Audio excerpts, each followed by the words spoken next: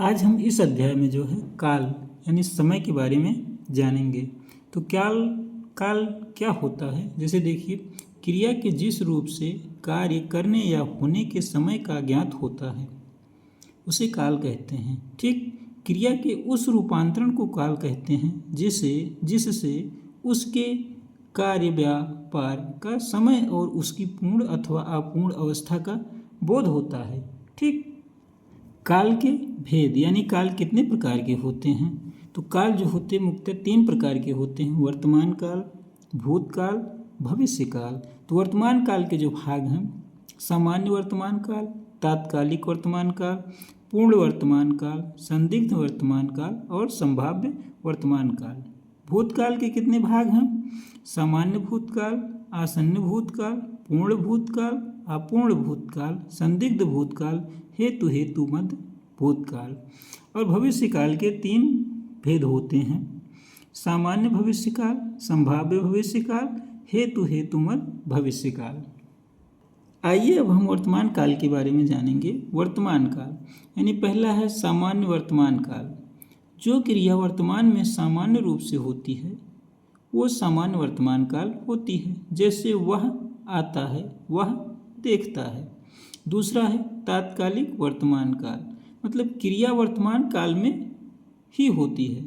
जैसे मैं पढ़ रहा हूँ, वह जा रहा है। तीसरा है पूर्ण वर्तमान काल।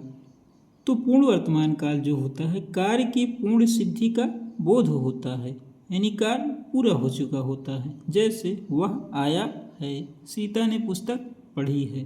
संदिग्ध वर्तमान काल, क्रिया के होने में संदिग्ध या संदेह प्रकट हो पर उसकी वर्तमान काल में संदेह ना हो, है ना। अगला है संभाव्य वर्तमान काल, मतलब वर्तमान काल में कार्य पूरा होने की संभावना रहती है। जैसे वह आया हो, वह लौटा हो, यह है संभाव्य वर्तमान काल। अब हम भूतकाल के बारे में जानेंगे।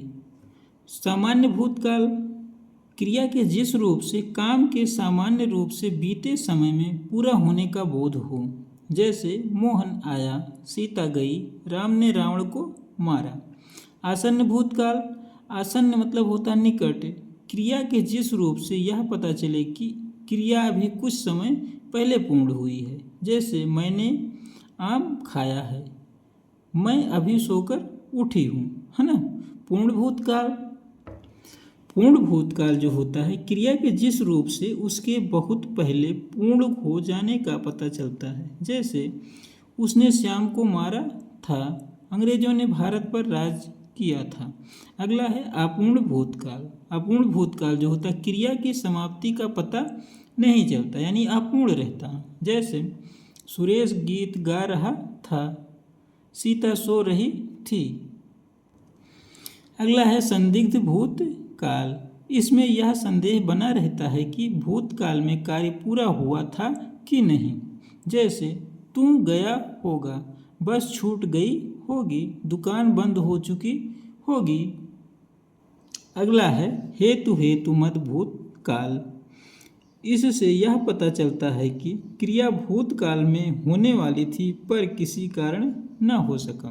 जैसे यदि तुमने परिश्रम किया होता तो पास हो जाते। अगला है यदि वर्षा होती तो फसल अच्छी होती।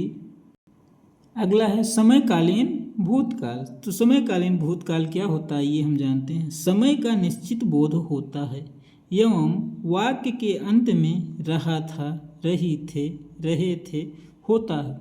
जैसे देखिए वह पिछले 3 घंटे से टीवी देख रहे थे, है ना। वह 2 दिन से खेल रहे थे। आइए अब हम भविष्य काल के बारे में जानेंगे। तो भविष्य काल क्या होता है? इसके प्रकार जो हैं: सामान्य भविष्य काल, क्रिया सामान्यतः भविष्य में होगी यानी फ्यूचर में होगी। जैसे बच्चे कैरम बोर्ड खेलेंगे, यानी भविष्य में खेलेंगे, आगे अभी नहीं खेल रहे हैं ना। दूसरा है वह घर जाएगा, दीपक अखबार बेचेगा। अगला है संभाव्य भविष्य काल, क्रिया का भविष्य काल में होने की संभावना होती है। जैसे शायद चोर पकड़ा जाएगा, परीक्षा में शायद अच्छे अंक प्राप्त हों। अगला है हेतु हेतु मद भविष्य काल। इसमें एक क्रिया का होना दूसरी क्रिया के होने पर निर्भर रहता है। जैसे वह आए तो मैं जाऊं, वह कमाए तो मैं खाऊं।